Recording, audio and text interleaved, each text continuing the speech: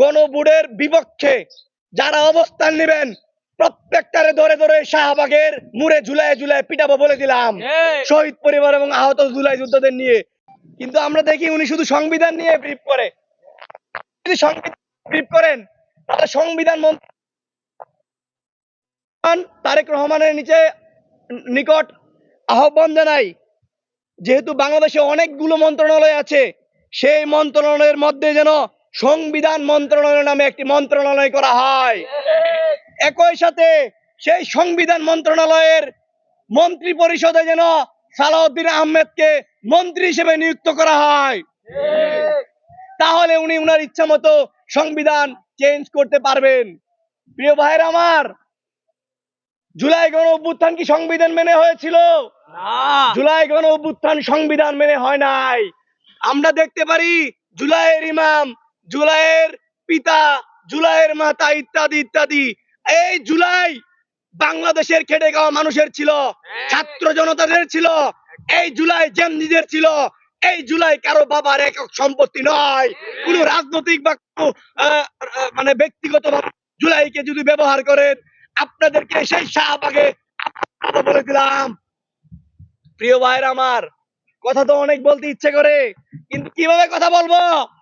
5ই আগস্টের আগে আমাদের যে সকল বাংলাদেশ পন্থী ভাইরা ছিল বিভিন্ন রাজনৈতিক দলের, তারা যখন কথা বলতো তখন সেই খুনি হাসিনার ফ্যাসিস্টের দোসরেরা তাদেরকে কথা বলতে দিত না, এবং তারা যখন কথা বলতো ঠিক তখনই তাদেরকে বিভিন্ন রকম ট্যাগ দিয়ে অ্যারেস্ট করা হইতো। ভাইরা আমার, তীব্র প্রতিবাদ ও নিন্দা জানাই। 5ই আগস্টের পরে আমরা ইন্টারিম সরকার দেখেছি। ইন্টারিম সরকার থাকাকালীন উপদেষ্টাদেরকে বাংলাদেশের মানুষ ইচ্ছা মতো গালি দিয়েছে, বলেছে শাহবাগে ঝুলাবে। আমিও গালি দিয়েছি, বলেছিলাম স্বরাষ্ট্র উপদেষ্টাকে শাহবাগে ঝুলাবো। সে যদি তার জায়গা থেকে তার যে দায়িত্ব সে যদি ঠিক মতো পালন না করতে পারে, বাংলাদেশের মানুষকে যেভাবে খুন হচ্ছে, যেভাবে দর্শন হচ্ছে, সে যদি দায়িত্ব অবহেলা করে। কিন্তু আমরা দেখতে পেলাম গত 3 দিন আগে ময়মনসিংহ জেলায় মুক্তাগাছা উপজেলায় এক রাজনৈতিক দলের সদস্য ফেসবুকে তারেক রহমানকে পোস্ট দেওয়ায় তাকে আটক করা হয়েছে, তাকে জেলখানায় নেওয়া হয়েছে। তাহলে আমরা সেই বাক স্বাধীনতা পেলাম কোথায়? আমরা দেখতে পাই জুলাই সনদ নিয়ে কথা বললে বিভিন্ন বিএনপির ছাত্র দলের এক ভাই, যিনি জুলাই পক্ষে নিয়ে একটি ফেসবুকে স্ট্যাটাস দিয়েছিলেন, তাকে 1 ঘন্টার ভিতরে তাকে বহিষ্কার করতে হলো। তাহলে আমরা যদি সেই পুরাতন এই অবকাঠামোর দিকে ফিরে যাই, তাহলে সেই বাংলাদেশে জুলাই গণ অভ্যুত্থানে 2000 ভাই শহীদ হয়েছে, 30,000 ভাইয়েরা আহত হয়েছে। তাহলে তাদের রক্তের মূল্য কি? প্রিয় ভাইয়েরা আমার, আমরা মনে করি বর্তমানে এই সংবিধান নিয়ে যে নাটক চলছে, এই সংবিধান নিয়ে নাটক বন্ধ করতে আহ্বান জানাবো। একই সাথে আমরা বলবো, আপনারা যে জুলাই গণভোটকে প্রত্যাখ্যান করছেন, যেখানে সারা বাংলাদেশের মানুষ 69.7% গণভোটে হ্যাঁ ভোটের পক্ষে ভোট দিয়েছেন। আপনাদের বর্তমান প্রধানমন্ত্রী জনাব তারেক রহমান, আপনি নিজের মুখে বলেছেন আপনারা 2টা ভোট দিবেন। কয়টা ভোট? 2টা ভোট। প্রথম ভোট হবে হ্যাঁ এবং না।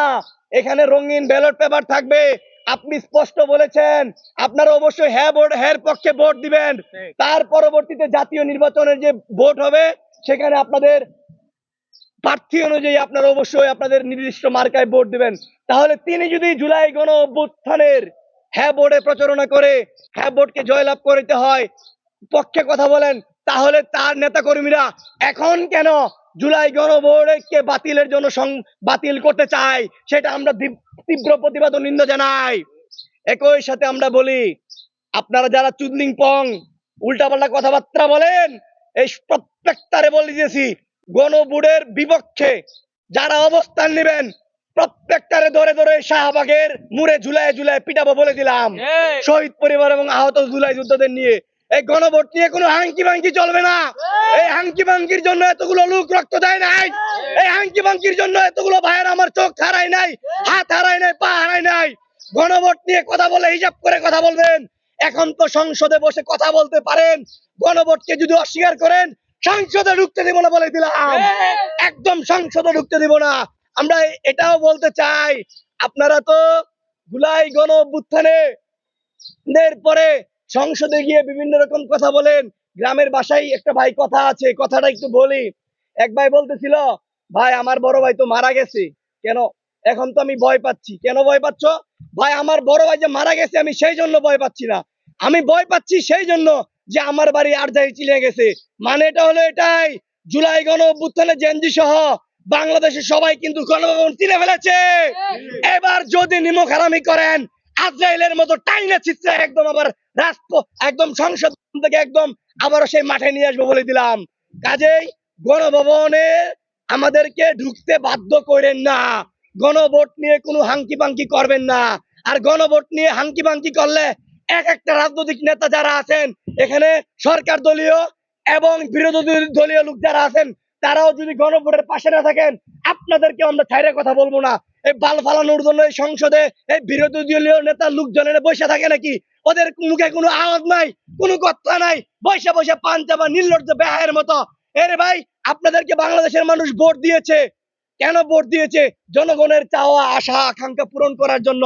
আপনারা জনগণের ম্যান্ডেট নিয়ে এখানে বসেছেন, জনগণের পক্ষ নিয়ে কথা বলবেন, কিন্তু আমরা দেখতে পাই বাংলাদেশে তথাকথিত সময়ে ধর্ষণ হয়, খুন হয়, গুম হয়, কিন্তু বিচার হয় না। ঠিকই আসামিদের জামিন হয়, ঠিকই